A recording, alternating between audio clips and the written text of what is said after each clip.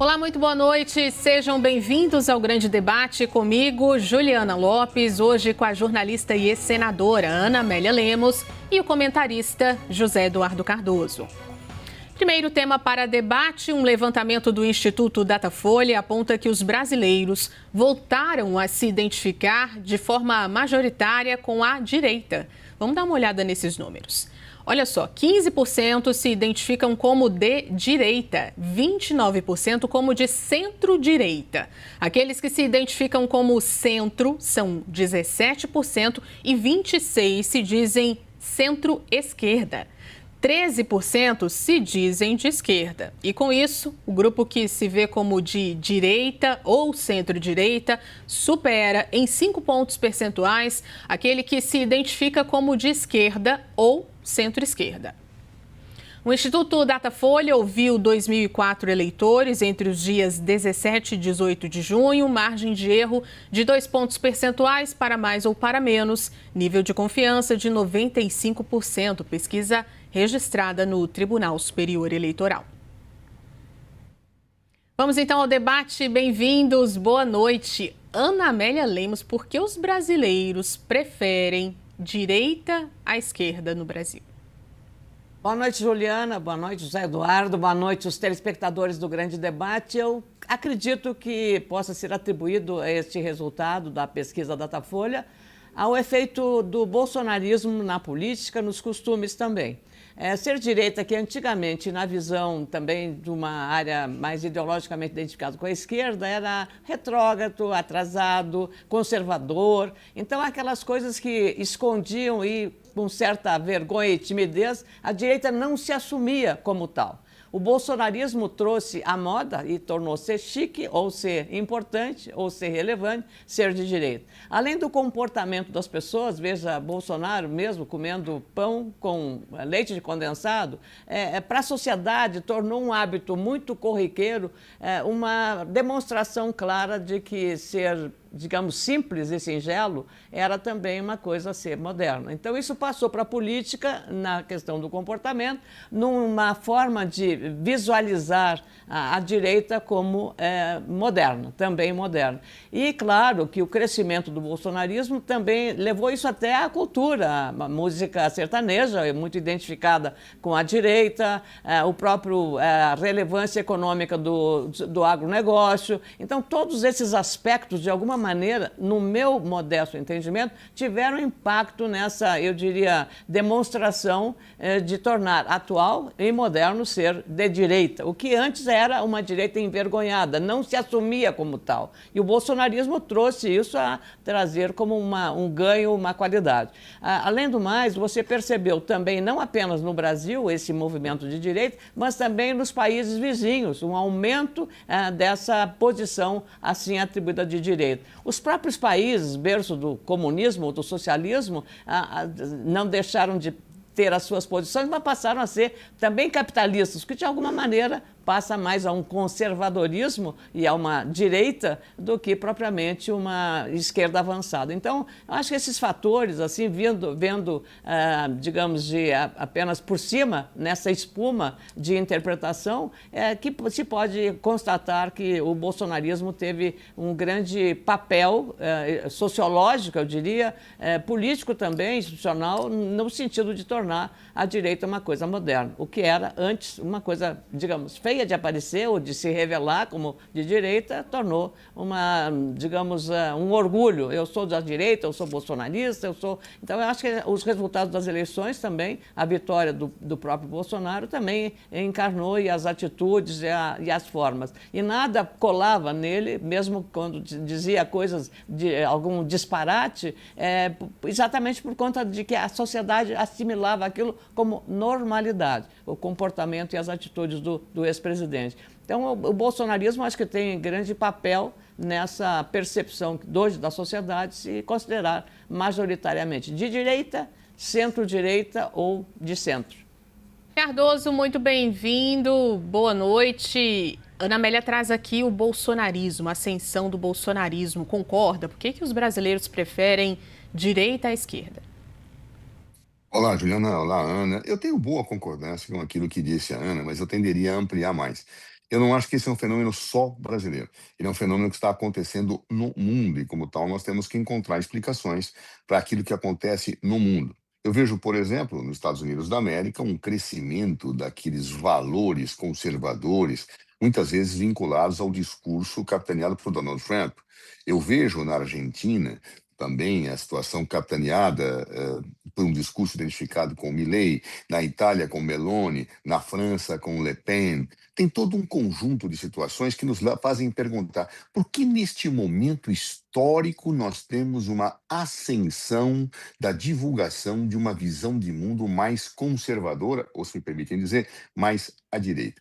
Eu acho que há várias explicações, várias, e aí estaria de vários grandes debates para nós debatermos todas elas.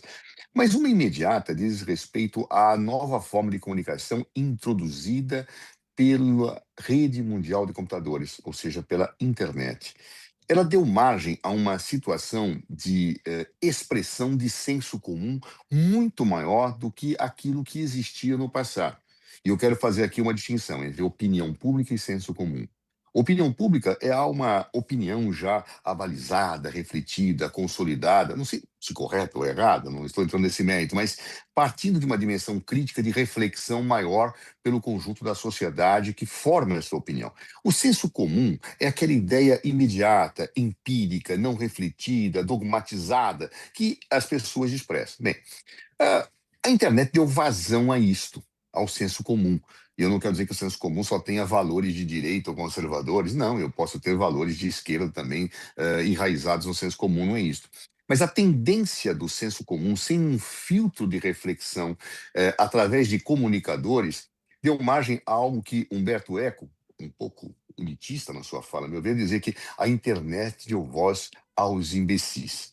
Ou seja, é a divulgação do senso comum massificada que a internet permitiu. O que me parece um pouco elitista, porque as pessoas têm direito a dizer imbecilidades. O direito a ser imbecil é um direito consagrado como decorrência da liberdade de expressão, não é verdade? Mas o problema não está em quem fala imbecilidade, está em quem acredita. E isto mostra que o senso crítico nas sociedades atuais ele é muito pequeno. O que fortalece a ideia do senso comum, da dogmatização, e o que fortalece uma situação consolidada de percepção óbvia, não fruto de uma reflexão amadurecida das causas. Então, muitas vezes você vê valores sendo reproduzidos que não têm a menor correspondência com a realidade. As pessoas acreditam piamente nisso, porque não passaram por um filtro de reflexão, e aí eu tenho uma uniformização, uma horizontalização da informação dentro do campo do senso comum. Isto favorece a visão conservadora. E por uma outra questão, uma inércia da esquerda. A inércia por pragmatismo determinada pelo não agir da esquerda a enfrentar certas questões. Vou dar um exemplo. Um valor muito difundido no Brasil, e que talvez qualifique muitos como de direita, é a defesa da arma. A arma na sua casa, a arma como defesa pessoal. Estudos científicos mostram claramente que a arma não é um instrumento de defesa, é um instrumento de ataque. Inclusive, as polícias recomendam que não se utilize a arma para enfrentar alguém no caso de um assalto, porque aumenta a possibilidade de você ser atingido. Ao invés de você perder o patrimônio, você pode perder a vida. Então, situações desse tipo, que não passam por uma reflexão mais aguda, tendem a socializar e a dogmatizar uma visão conservadora e, às vezes, a esquerda fica quietinha, dizendo, não, eu não vou enfrentar isto porque isto me faz perder votos. Não, isto eu não sou pragmático.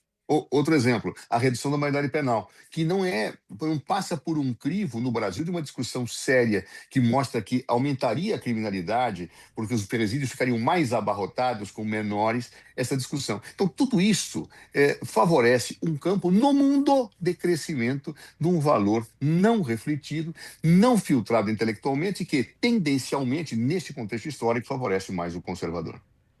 Ana Amélia, essa é uma pergunta interessante, né, feita pela Datafolha, porque, na verdade, não é só uma pergunta, né? A pessoa vai respondendo a várias questões relacionadas a valores sociais, políticos, culturais, econômicos, e aí a pesquisa enquadra a pessoa ali no perfil ideológico. Esse resultado, Ana Amélia, deveria ser um ponto de alerta, um ponto de atenção para o presidente Lula? Bom, aí os conselheiros do presidente Lula é que farão. Eu não sou conselheiro do presidente Lula. Acho que o Zé Eduardo está muito mais habilitado por isso. Aliás, já fez a avaliação crítica sobre o comportamento da esquerda, ignorando esses fatos em relação a temas que pegaram na sociedade. A questão da maioridade penal e a questão do armamento, até porque quando votamos o Estatuto do Desarmamento lá no passado, o Rio Grande do Sul foi o estado que teve o índice maior contra o desarmamento, porque era um estado legalista, até a figura do gaúcho, sempre com um revólver na cintura, mas isso não significava que o Rio Grande do Sul era um estado violento. Não, era a questão cultural do gaúcho da defesa de fronteira, historicamente isso. Agora, nesse momento, eu acho que a direita também, e aí nesse ponto o Zé Eduardo tem razão, do impacto que as redes sociais tiveram.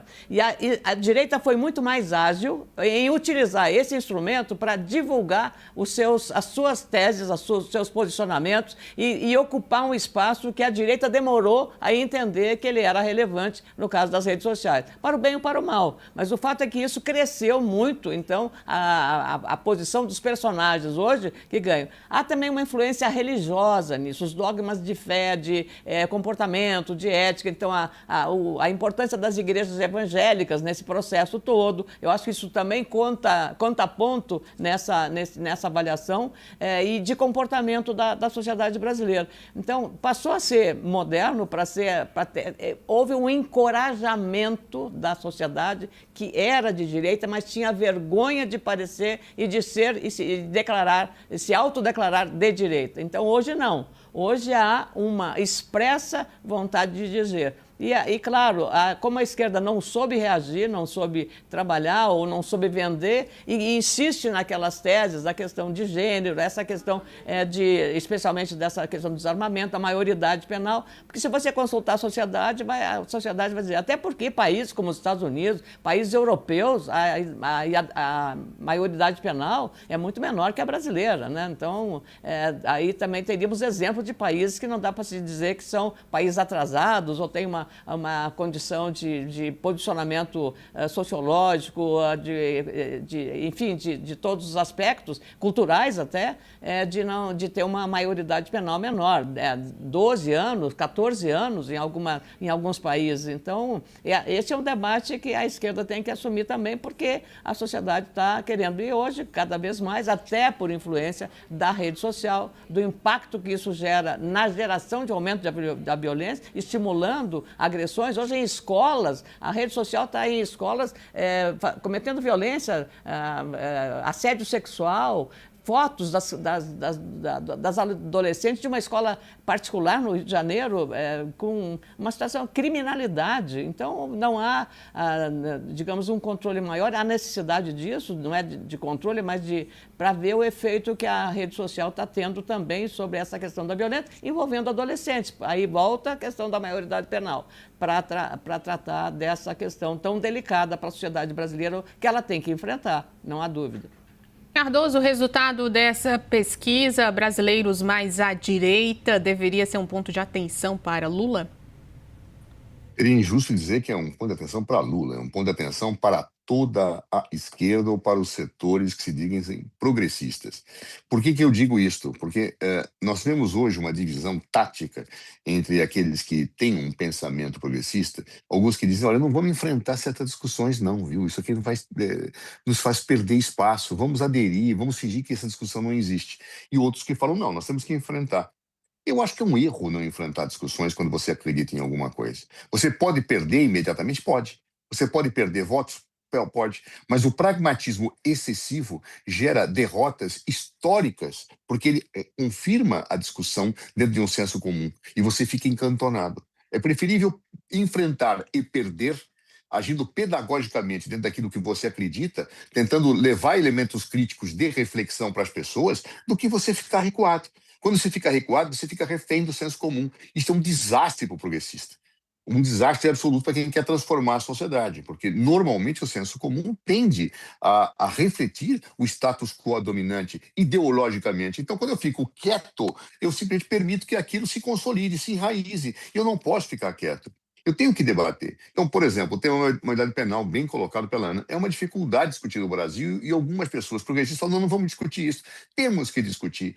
Temos que mostrar, comparativamente com os países que têm menor índice de qualificação etária para a afirmação da penalidade, que o sistema prisional deles é diferente do nosso, que o sistema é todo diferente e que colocar no Brasil pessoas atrás das grades hoje é aumentar a delinquência, porque nós temos organizações criminosas que agem dentro dos presídios de forma muito diferente daqueles países que têm isso. Segundo, aqueles países não estão revendo essas posições? Muitos deles estão. Então, há todo um conjunto de discussões que nós temos que, de peito aberto, ter coragem para enfrentar. Enfrentar o dogma, enfrentar o pensamento comum, enfrentar o sentimento comum, a ideologia dominante que distorce a realidade, é uma tarefa pedagógica de alguém que quer transformar a sociedade. A política, ela é pedagógica. E eu tenho que assumir isto como os riscos necessários de enfrentar a maré. Eu pegaria exemplos históricos de líderes que tentaram transformar o mundo, que se não tivesse tido a coragem de dizer o que disseram, o mundo teria ficado sem mudança, sem transformação.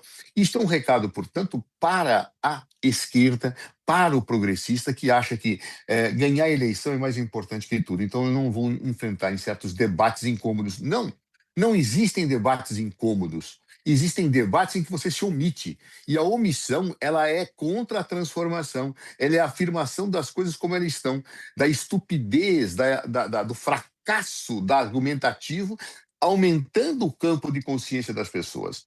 Então, talvez eu seja um pouco utópico quando eu falo essas coisas, porque um pragmático diz, você não está desconhecendo a realidade, eu tenho que ganhar a eleição para transformar o mundo. A transformação do mundo não ocorre só com vitórias eleitorais. Ela ocorre com o desenvolvimento de uma mentalidade, de um pensamento crítico para quem é transformador.